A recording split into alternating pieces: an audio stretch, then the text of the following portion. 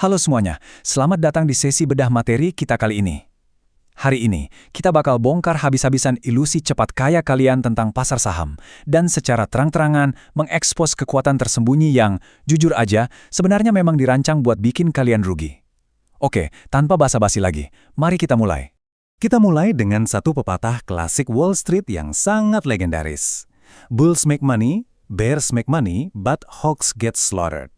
Atau kalau diterjemahkan, banteng menghasilkan uang, beruang menghasilkan uang, tapi babi bakal disembelih. Kenapa kita mulai dari sini? Karena pepatah ini langsung menampar kita dengan realitas pasar yang kejam dan sama sekali nggak pakai sentimen. Pembeli dan penjual sama-sama punya peluang buat menang, tapi keserakahan yang buta, itu udah pasti berujung pada kehancuran. Nah, semua wawasan tajam yang bakal kita bahas hari ini diambil langsung dari buku luar biasa berjudul The New Trading for a Living, karya Dr. Alexander Elder. Beliau ini awalnya adalah seorang psikiater yang kemudian banting setir jadi trader profesional. Dan yang bikin seru adalah, beliau pakai latar belakang medisnya itu buat mendiagnosis kelemahan-kelemahan fatal dari para trader amatir. Beliau melihat kalau masalah trading itu bukan cuma soal angka di layar, tapi lebih ke masalah mental di dalam kepala kita sendiri. Oke, kita masuk ke bagian pertama. Permainan minus sum. Sebelum kita membedah apa yang terjadi di dalam pikiran kalian, kita perlu melihat masalah mekanis dari arena pasar itu sendiri. Kalian mungkin selama ini sering banget dengar kalau trading itu adalah permainan zero sum atau jumlah nol, di mana kerugian satu orang adalah keuntungan buat orang lain. Nyatanya, nggak sama sekali. Trading itu sebenarnya adalah permainan minus sum. Industri trading ini terus-terusan menyedot uang dari putaran bursa bahkan sebelum para pemenangnya sempat dibayar. Bahaya sebenarnya di lapangan itu namanya slippage dan komisi. Masuk ke bursa saham itu ibarat kalian lagi berenang di sungai yang penuh piraha. Komisi yang harus kalian bayar ke broker ditambah slippage, yaitu selisih harga saat kalian nekan tombol beli dengan harga eksekusi aslinya, itu secara perlahan menyedot darah dan menguras habis akun kalian. Jadi poin krusialnya di sini, sekedar jadi trader yang sedikit lebih baik dari rata-rata itu adalah strategi yang secara matematis udah pasti kalah. Kalian harus jauh berada di atas rata-rata, ya cuma buat bisa bertahan hidup. Lanjut ke bagian 2, fantasi trading yang berbahaya.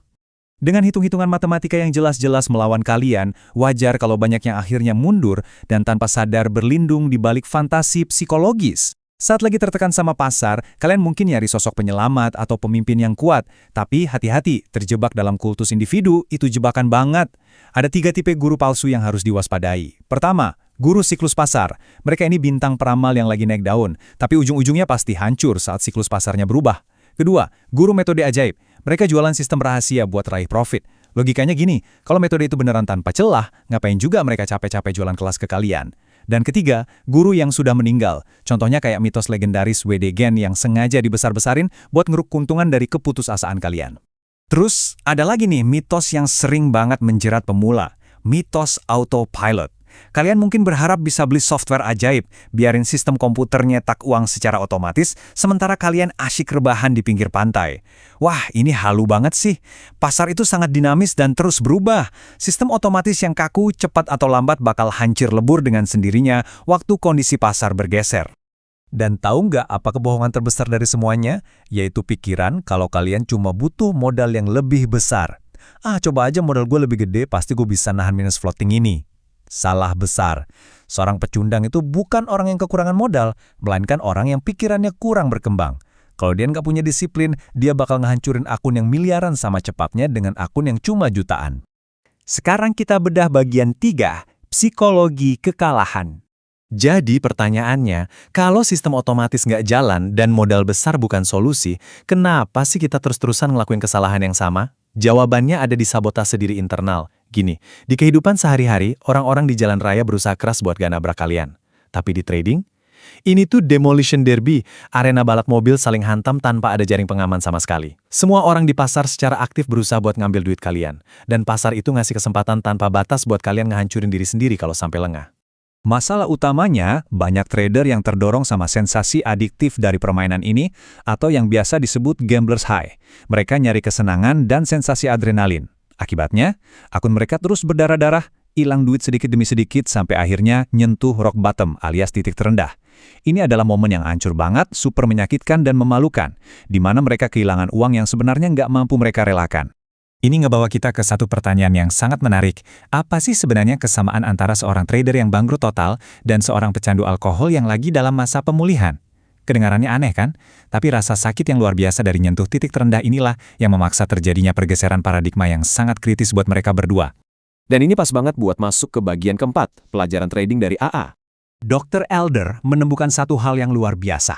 Obat buat kecanduan trading kalian itu sebenarnya pakai kerangka kerja 12 langkah yang sama persis kayak yang dipakai kelompok Alcoholics Anonymous atau AA. Sama kayak pecandu yang harus ngaku kalau mereka nggak berdaya sama alkohol, kalian juga harus berani ambil langkah pertama ini.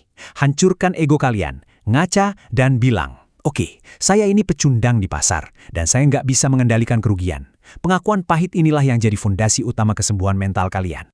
Begitu ego itu udah runtuh, kalian harus buang jauh-jauh mentalitas si penjudi. Kalian harus ngadepin pasar dengan kepala dingin dan niat sadar buat sekedar bertahan hidup tanpa ngambil risiko impulsif. Persis kayak pecandu yang nyoba tetap sadar, satu hari pada satu waktu, kalian harus navigasi bursa dengan satu target, bertahan tanpa kerugian fatal dari hari ke hari.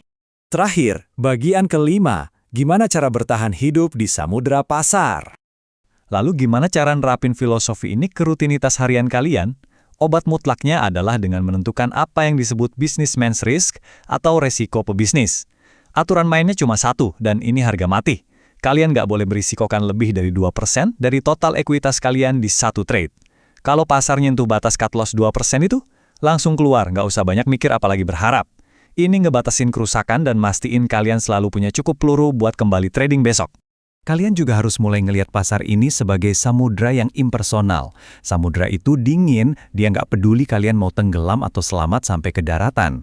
Kalian nggak bisa ngatur pasang surutnya, dan percuma juga marah-marah sama ombak. Satu-satunya hal yang bisa kalian kendalikan secara mutlak ya cuma layar kapal kalian sendiri.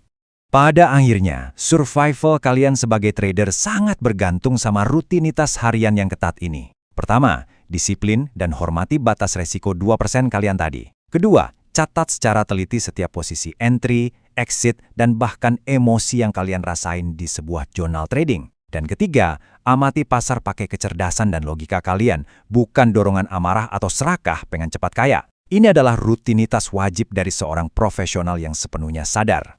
Sebagai penutup sesi bedah materi kita hari ini, saya mau ninggalin satu pemikiran buat penantang kalian.